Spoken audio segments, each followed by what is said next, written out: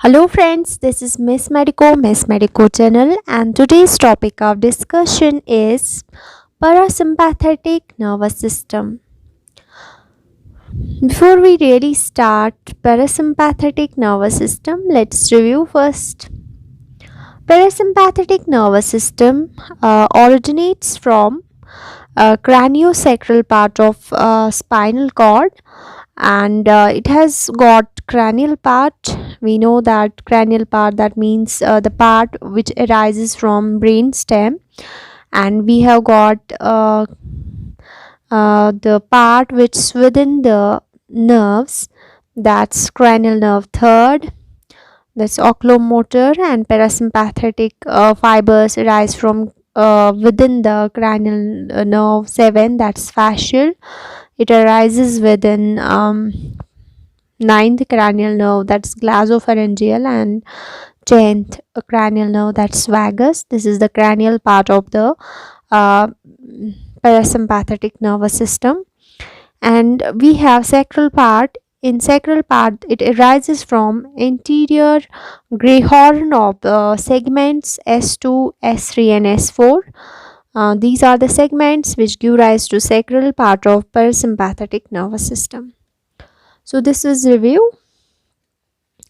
Have a look on this diagram. This is actually pictorial representation. Focus on this diagram.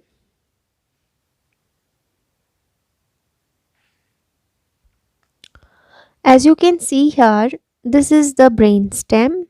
This part, we can say this is the brain stem, and we have this midbrain. This part is midbrain, and we have this pons, and then this is the medulla oblongata. This is the part, cranial part, region of the spinal cord, or we can say this is the brain stem part that will give rise to parasympathetic nerve fibers. And in this diagram we have also the sacral part, that's S2, S3 and S4 from the anterior segments that will give rise to the parasympathetic nerve fibers. So we know that the cranial and sacral outflow gives rise to parasympathetic nervous system, which we are going to discuss today. Let's talk about first of all certain nucleuses. Let's focus on the nucleuses. Guys, you all know that parasympathetic nervous system dominates on the body during rest, and sympathetic dominates when there is any emergency. So it dominates the body during rest and digest, as here is highlighted that it dominates during rest. And we are going to talk about certain nuclei which give rise to parasympathetic nervous system, and these are within the nerves, cranial nerve third, 7th, 9th and 10th. So let us have a look. Have a look on this. The first nuclei which is within the oculomotor nerve, that's third cranial nerve, is this one, that's इंडिंजर westphal nucleus.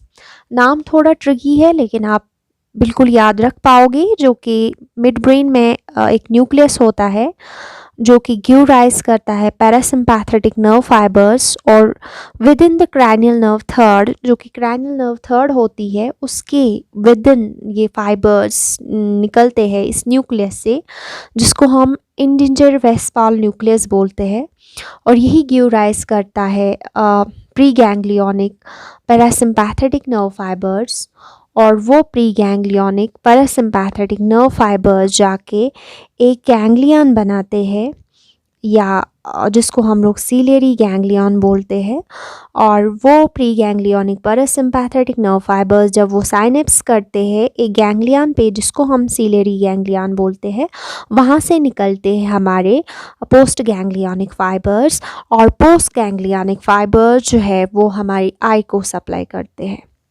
सो आपने देखा कि जो हमारी आई की muscles है, ciliary muscle and जो pupillary muscle है, उन दोनों को सप्लाई करने वाला पैरासिम्पैथेटिक डिवीजन के फाइबर्स कहाँ से आते हैं? एंडिजर वेस्टफॉल न्यूक्लियस से। वो किस क्रैनियल नर्व में रहते हैं? वो cranial nerve third oculomotor nerve के विद इन आते हैं वो फाइबर्स, और सीलियरी गैंग्लियन पे वो साइनेप्स करते हैं। दोनों जगहों पे स्टाइल कॉलिन रिलीज होता है, क्योंकि पैरासिम्पैथेटिक नर्वस सिस्टम जो है प्री गैंग्लियोनिक साइनेप्स पे और पोस्ट गैंग्लियोनिक साइनेप्स पे दोनों जगहों पे स्टाइल कॉलिन रिलीज करके आई को सप्लाई करता है। मैं आपको इसका लिटरेचर पढ़ के सुनाऊंगी। वही कहते हैं, Edinger Westphal nucleus in the mid brain will send parasympathetic fibres within the oculomotor cranial nerve to reach the ciliary ganglion, बिल्कुल वहाँ पे पहुँच जाते हैं, and supply the ciliary muscle through the ciliary nerves resulted in accommodation for near vision। जो near vision हम लोग देखते हैं वो इसी के वजह से है। सीलियरी नर्व जो है सीलियरी मसल को जब सप्लाई करती है तो अकोमोडेशन जो नियर विजन में चाहिए वो इसी की वजह से पॉसिबल है।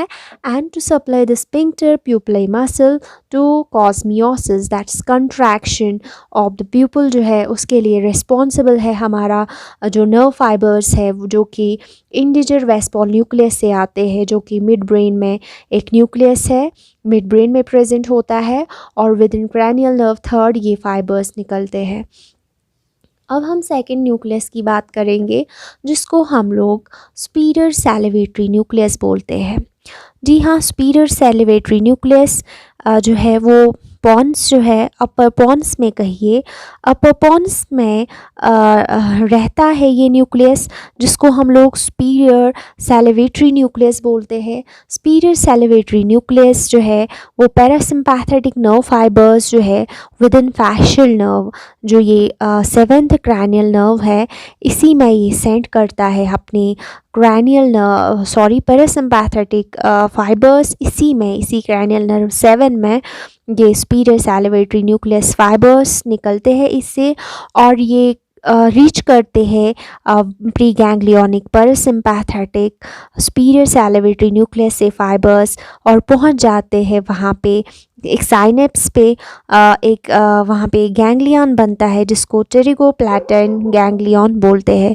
टेरिगोप्लैटाइन गैंग्लियन जो है वो सप्लाई करता है फिर आगे चल के उसके जो पोस्ट गैंग्लियोनिक पैरासिम्पैथेटिक फाइबर्स है टेरिगोप्लैटाइन गैंग्लियन के, वो लैक्रिमल ग्लैंड को सप्लाई करता है, और जो नोज़ और पैलेट हार्ड प्लेट या सॉफ्ट पैलेट होता है वहाँ पे जो म्यूकस मेम्ब्रेन होता है उसको सप्लाई करने वाला भी स्पीडर सैलिवेटरी न्यूक्लियस के फाइबर्स जो है विद इन क्रैनियल नर्व 7 जो फाइबर्स निकलते हैं, जो कि साइनेप्स दिखाते हैं टेरिगोप्लैटाइन गैंग्लियन पे, और वहाँ पे ये लैक्रिमल ग्लैंड और म्यूकस मेम्ब्रेन जो नोज़ का है उसको सप्लाई करते हैं।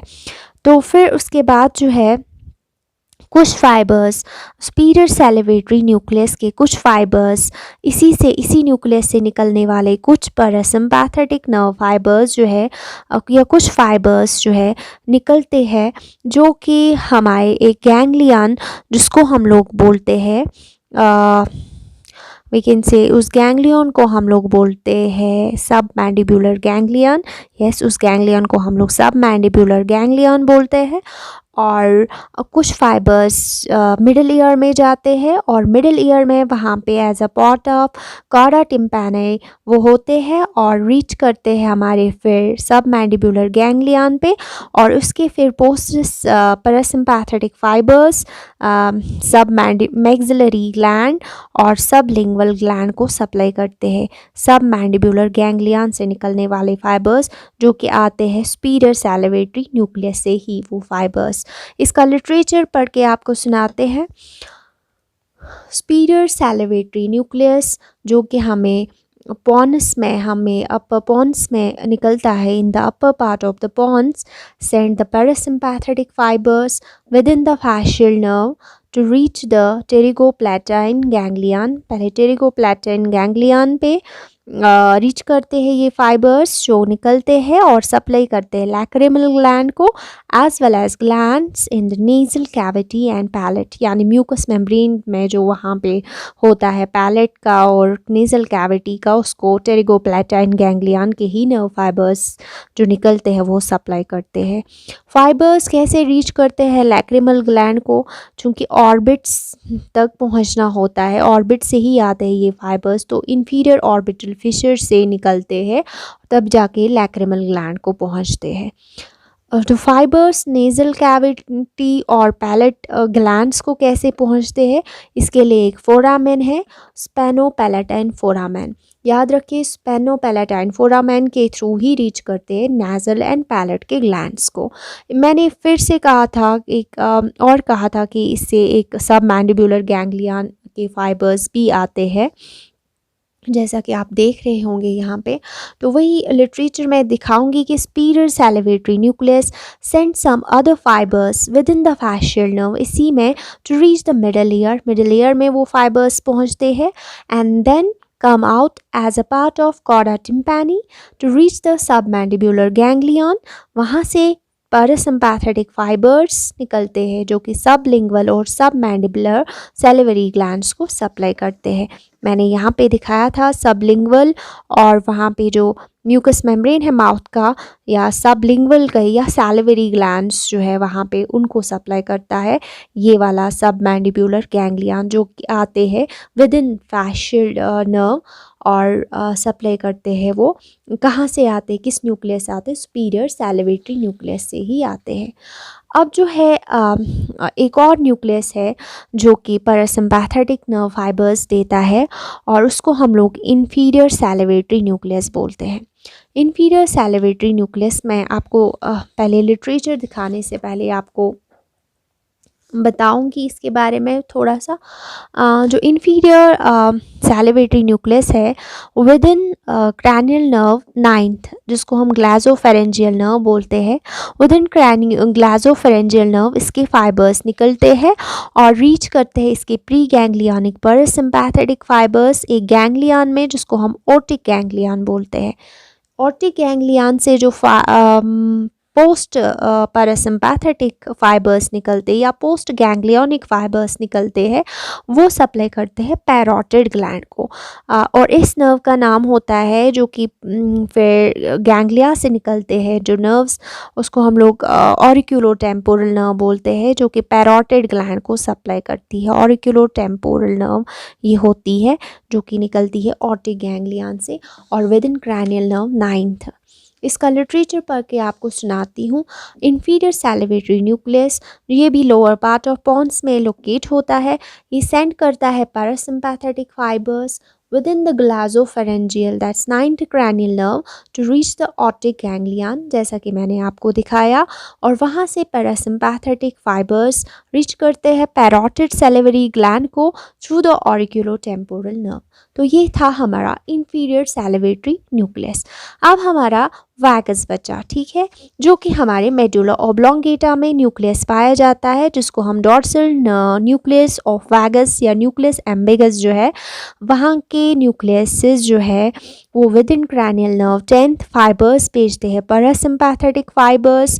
डॉर्सल न्यूक्लियस ऑफ वैगस जो है इसी को कहते हैं या न्यूक्लियस एम्बिगस इसी को कहते हैं और with in cranial nerve 10th supply करते हैं ऑलमोस्ट नेक रीजन में, ऑलमोस्ट चेस्ट रीजन में और ऑलमोस्ट हमारे एब्डोमेन रीजन में। जो भी हमारा स्ट्रक्चर है चाहे वो मसल्स हो, हार्ट कार्डियक मसल्स या bronchial लैरिंग्स and all the muscles of chest, यहाँ पे स्टोमक को सप्लाई करता है, एब्डोमिनल ब्लड वेसल्स को, लिवर को, बाइल डक्ट को, पैंक्रियस को, एड्रिनल ग्लैंड्स को, स्मॉल इंटेस्टाइन्स के कुछ पार्ट को एंड हमारे लार्ज इंटेस्टाइन्स के पार्ट को भी कुछ को सप्लाई करती है। As is called the vagabond nerve 10th cranial nerve because ये सप्लाई करती है ऑलमोस्ट ऑल द रीजन्स। हम लिटरेचर पढ़ के सुनाते हैं आपको। Dorsal nucleus of vagus within the medulla oblongata जो कि पाए जाते हैं मेडुला ऑब्लोंगेटा में, तो वे सेंड करती है पैरासिम्पैथेटिक फाइबर्स वैगस नर्व में, क्रैनियल नर्व है vagus, and to reach the structures within the neck, chest and abdomen. ठीक है, ये था हमारे न्यूक्लियसेस जो कि सप्लाई करते हैं वेरियस स्ट्रक्चर्स को पैरासिम्पैथेटिक के जो भी न्यूक्लियस है। तो लिटरेचर में आपको पढ़ के सुनाया मैंने आपको। अब इस फिगर पे फोकस कीजिए। हमारा ये जो न्यूक्लियस है यहाँ पे, ये हमारा इंटीजर वेस्टफॉल न्यूक्लियस है जो कि हमारे मिड ब्रेन में पाया जाता है। यहाँ से ये ऑक्लोमोटर नर्व थर्ड क्रैनियल नर्व के थ्रू यहाँ पे सिलियरी गैंग्लियन में साइनेप्स करके हमारे प्यूपलरी कॉन्स्ट्रिक्टर मसलर सिलियरी मसल को सप्लाई करता है, प्यूपल को और सिलियरी मसल को। फिर जाके हम लोग पॉन्स पे आए। वहाँ पे अपर पॉन्स में हमारा एक न्यूक्लियस है, सुपीरियर सैलिवेटरी न्यूक्लियस फैशियल नर्व में। ये हमारा टेरिगोप्लैटाइन गैंग्लियन में साइनेप्स करके नर्व फाइबर्स देता है, लैक्रिमल नेजल म्यूकोजा को और कुछ सेरेब्रल स्ट्रक्चर्स को। लेकिन ये जो फैशियल नर्व में कुछ फाइबर्स होते हैं वो मिडिल ईयर में जाते हैं, वहाँ से वो कॉर्डा टम्पैनी वगैरह का पार्ट बनते हैं और फिर जाके एक गैंग्लिया बनाते हैं, सब मैंडिबुलर गैंग्लिया। फिर जाके वो सप्लाई करता है हमारे जो सब मैंडिबुलर और सब लिंगुअल ग्लैंड्स है उनको सप्लाई करता है। मैंने कहा पॉन्स के लोअर पार्ट में इंफीरियर सैलिवरी न्यूक्लियस होता है, लोअर पार्ट ऑफ पॉन्स में वो विद इन द ग्लासोफेरेंजियल नर्व कुछ फाइबर सेंड करता है और बनाते हैं वो ऑर्टिक गैंग्लियन। और जो ऑर्टिक गैंग्लियन है वो हमारे पैरोटिड ग्लैंड को सप्लाई करता है थ्रू ऑरिकुलोटेम्पोरल नर्व। फिर जाके मैंने कहा हमारा मेडुला एब्लोंगेटा है, वहाँ पे एक न्यूक्लियस है, डॉर्सल न्यूक्लियस ऑफ वैगस। वहाँ से डॉर्सल न्यूक्लियस ऑफ वैगस से parasympathetic nerve fibres with in vagus nerve निकलते हैं और जाते हैं हमारे गैंग्लियन पे। एक गैंग्लिया बनता है इंटरम्यूरल गैंग्लिया, और जो भी वेगाबांड है हर जगह जाएगा, इसलिए जो है smooth muscle, cardiac muscle, secretary glands, heart में, लंग्स में, विसरा में, जीआई ट्रैक्ट में, डिसेंडिंग कोलॉन तक जो है ये सप्लाई करता है। तो सैक्रल पार्ट की अगर बात करेंगे, सैक्रल पार्ट निकलता ही है S2, S3 एंड S4 से, जो कि इसके एंटीरियर हॉर्न से निकलने वाले होते हैं। तो पैरासिम्पैथेटिक आउटफ्लो जो है वहाँ से रीच करता है लोअर एब्डोमेन एंड पेल्विस तक through S2 to S4 sacral segments and their ganglia are intramural ganglion, और ये सप्लाई करते हैं लोअर लिम्ब को, हमारे लोअर लिम्स। एंड हमारा जो रेक्टम है, हमारे जो पेरिनियम के मसल्स है, यहाँ पे आपको मैं दिखाने जा रही हूँ। यहाँ पे रेक्टम जो है, किडनी जो है, यहाँ पे डिसेंडिंग कोलन तक तो क्रैनियल पार्ट सप्लाई करता है, लेकिन फिर जाके सिग्मॉइड एंड ऑल दैट जो है उसको सप्लाई करने वाला सैक्रल पार्ट ही होता है।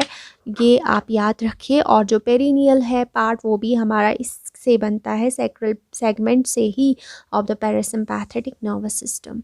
आई होप आपको वीडियो समझ में आया होगा। अगर आपको वीडियो के रिलेटेड कोई भी क्वेरी हो कमेंट सेक्शन में आके कमेंट कीजिएगा। वीडियो आपको पसंद आए तो लाइक कीजिएगा, सब्सक्राइब कीजिएगा मिस मेडिको चैनल को। Thank you so very much.